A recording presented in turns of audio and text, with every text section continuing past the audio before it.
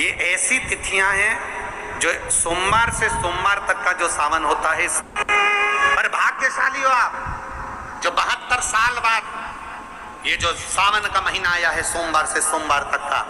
कहते हैं इस सावन में जो सोमवार से सोमवार तक का सावन रहता है, सोमवार से शुरू सोमवार से विराम, अगर आपके घर में रुद्राक्ष है, आप रुद्राक्ष धारण करते हो या रुद्राक्ष अपने घर में रखते हो, तो उस रुद्राक्ष को छोटी सी कटोरी में रखकर या एक पात्र में रखकर 7 बार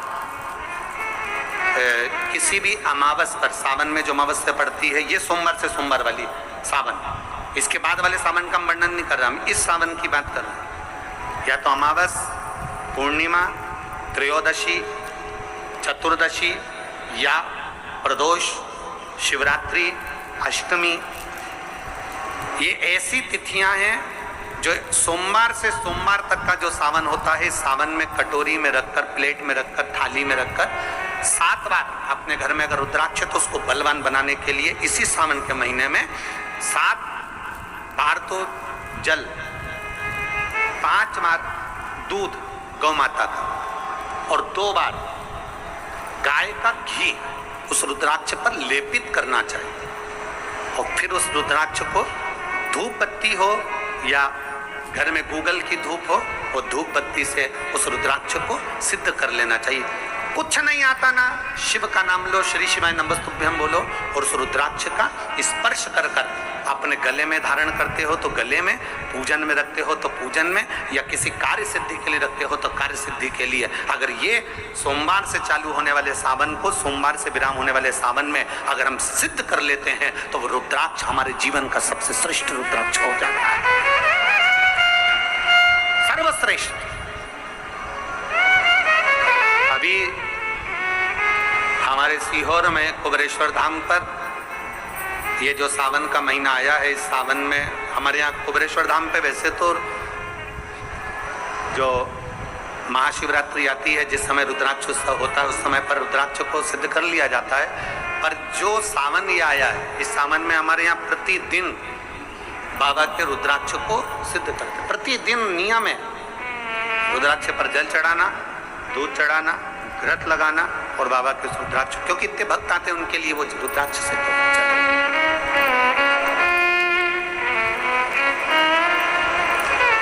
इसी सावन में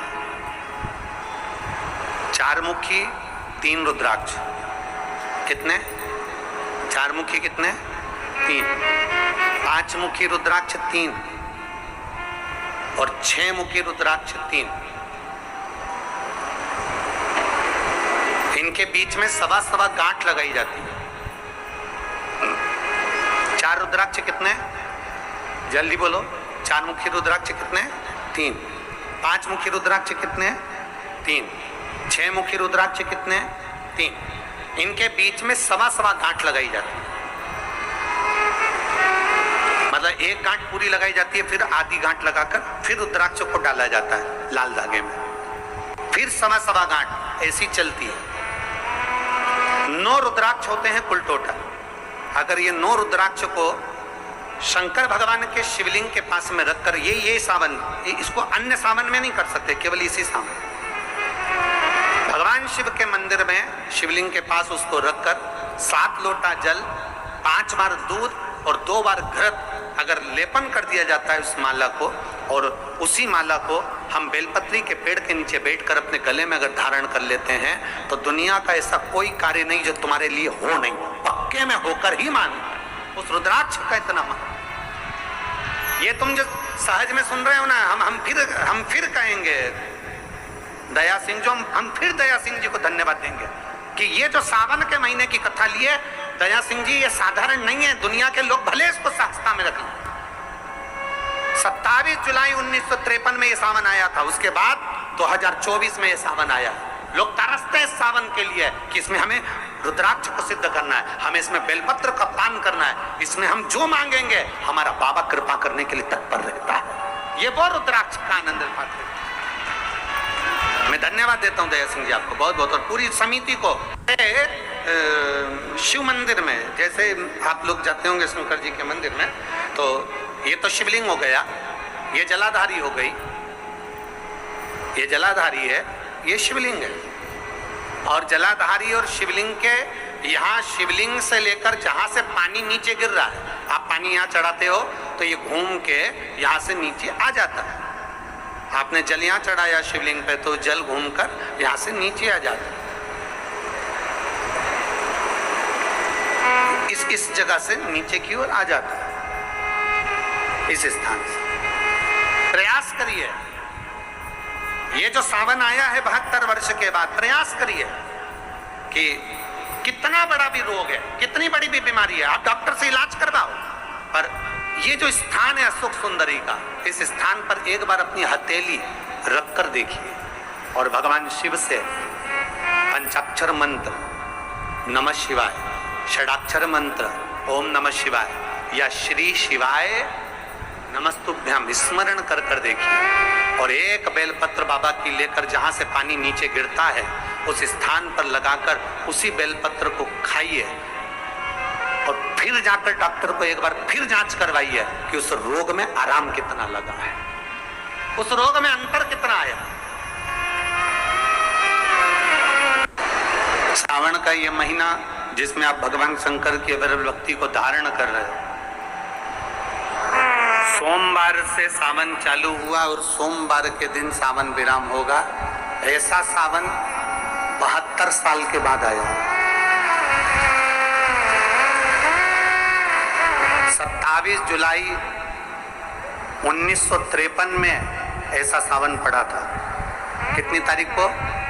जम के बोलो जरा। 27 जुलाई 1953 में ऐसा सावन पड़ा था, जो सावन सोमवार से चालू हुआ था और सावन सोमवार के दिन विराम हुआ था। 72 साल के बाद ऐसा सावन आया है जिसका योग आज 27 जुलाई 1953 में ऐसा सावन आया था। अब जरा किस्मत देखिए, आपका भाग्य देखिए रे छत्तीसगढ़ वालों, नजर उतरवा लेना कि 72 साल बाद ऐसा सावन आया जो सोमवार से चालू हुआ, सोमवार को विराम हो रहा है। 27 जुलाई 1953 में ऐसा सावन आया था और उसके बाद आज ये सावन 22 तारीख से चालू हुआ और 19 तारीख को विराम होगा और उसमें भी सोमवार से चालू हुआ और सोमवार को विराम हो रहा है। ये शिव भक्ति है, ये अविरल, ये भगवान शंकर की अविरल भक्ति है। आप और हमको प्राप्त हुई, हमें मिली और तेरी भगवान शिव ने अघोर अस्त्र धारण किया इसी सावन।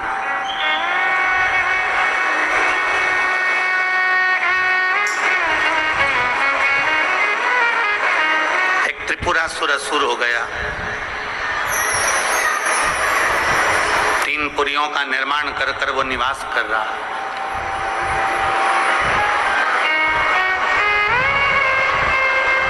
बड़ा विचित्र है वो।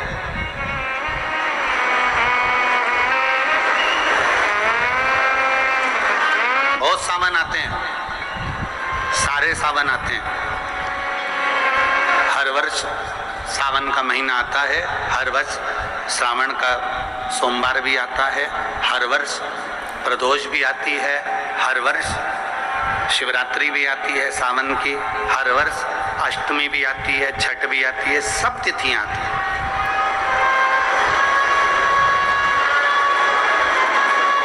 ये सारी तिथियां हर साल आएंगी, हर साल प्राप्त होंगी, पर जो योग मेरे देवाधिदेव महादेव का लगा है सोमवार से प्रारंभ होकर सोमवार के विराम का, ये सावन बार बार नहीं आता, ये सावन इतनी जल्दी नहीं आता। जो 72 वर्ष के बाद 27 जुलाई से 1953 के बाद में आज योग लगा, जो 22 जुलाई 2024 में प्रारंभ।